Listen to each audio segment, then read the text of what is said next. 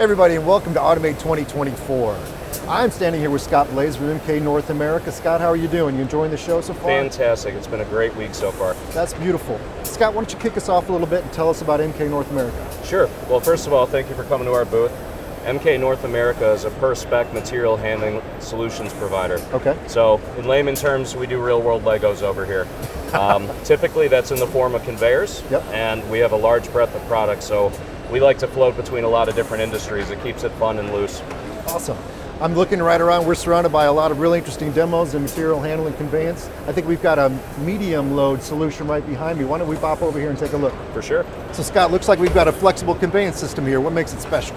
So this is our Versaflex AP10 system. It's an expansion on our existing Versaflex line. Okay. What makes this system unique is it uses an aluminum plated top plate on the pallet and foot runners on the bottom, and these feet have low wear properties, so they're great for accumulation. The beauty of this system is you have the modularity and flexibility to do what you need to do. It handles a medium payload. Right. And also you're not compromising any of the functionality in terms of repeatable accuracy, which is really important for robotic integration. So how do we define medium payload? Typically in the payload scope of 66 pounds per carrier. Okay. Right, so it's a nice in-between for your traditional pallet handling means, and then the small plastic carriers that you see on the flexible chain solutions in other areas. I've got a feeling that we're going to be talking a lot about robot integration with these types of systems today as we look at these demos. Is that a fair statement? Absolutely. I think it's fair to say there's a lot of robotic representation here, and it's going to become more and more promising as the years go by. Great. So I think we've got a traditional, more palletizing system, palletized handling system right over here. Should we go check that out? Absolutely. All right, Scott, so I think we're in front of the VersaMove system here. What can you tell me about it? Correct. So the VersaMove system behind us is our take on traditional pallet handling lines. This is typically done with an aluminum plated pallet, a finished pallet. Right. So the beauty of this system is you can get into much larger footprints, much larger payloads without compromising the repeatable accuracy. So, like a lot of other pallet systems, there's modules included in this that are really important in terms of robotic interfacing or interfacing with manual operators. Things like lift and rotates to change the leading edge of the pallet for the workpiece. Right. Lift and transfers so that you can transfer adjacent from the system to get off of a spur to another worker downstream. Yes, sir. As well as VTUs or elevator systems that you see on each end. That's for pallet return and recirculation through the system. And these are highly driven on accumulation, chain, and timing belt principles. So very versatile, no pun intended, and also very effective when you get into much larger payloads. Gotcha. And we're talking about large capacity payloads here, correct? Correct. Correct. And aspect ratios on our pallets, which sets us apart from a lot of the other manufacturers.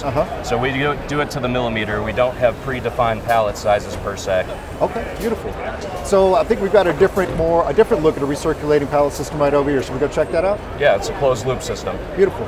So Scott, we're here in front of the SPU 2040, and I noticed we don't have the vertical lift mechanisms. What are we looking at here? Yeah, absolutely. Good eye you got there. So the beauty of this system is it eliminates the need for traditional elevators on each end. These pallets are what we call floating pallets. Okay. So they're built for high-end accumulation on lines and queuing in different areas on the system. When the pallets get down to the end, they wrap what we call our spongy sprocket, and that allows the pallet to seamlessly return to the underside for recirculation on the infeed of the unit. These are highly autonomous units, well built for robotic interfacing. Right. And with the right controls and sequencing involved, it runs itself. Virtually nothing you can't do. Absolutely. So I'm looking at something right over here that just screams robotic collaboration and modular design. Should we go check it out real quick? Yeah, let's go take a look. Scott, when I look at this, I'm thinking modularity and customization. What are we looking at? Yeah, absolutely. And that's really the beauty of working with MK. Yeah. We're a highly flexible design company, right? So because we have such a large breadth of product that we can reach into our tool bag with, we can combine that to make an a la carte unique solution for any application. So what you see back here is really just a basic shuttle system, taking boxes and interfacing in with a robotic system. Okay. Simple pick and place operation. Gotcha. The thought process here is to show that we can be adaptable. Right? And adaptability is huge for any application. So again, with simple interfacing. Absolutely. Beautiful. Whether it be with a human, a cobot, a full-on robot, or an AGV system. Gotcha. Scott, it's been a pleasure. I know I've learned a lot about MK North America. If anybody wants to learn more, I'd encourage you to go to mknorthamerica.com. Until next year at Automate, Scott, it's been a pleasure. Thank you very much for coming to our booth. Our pleasure.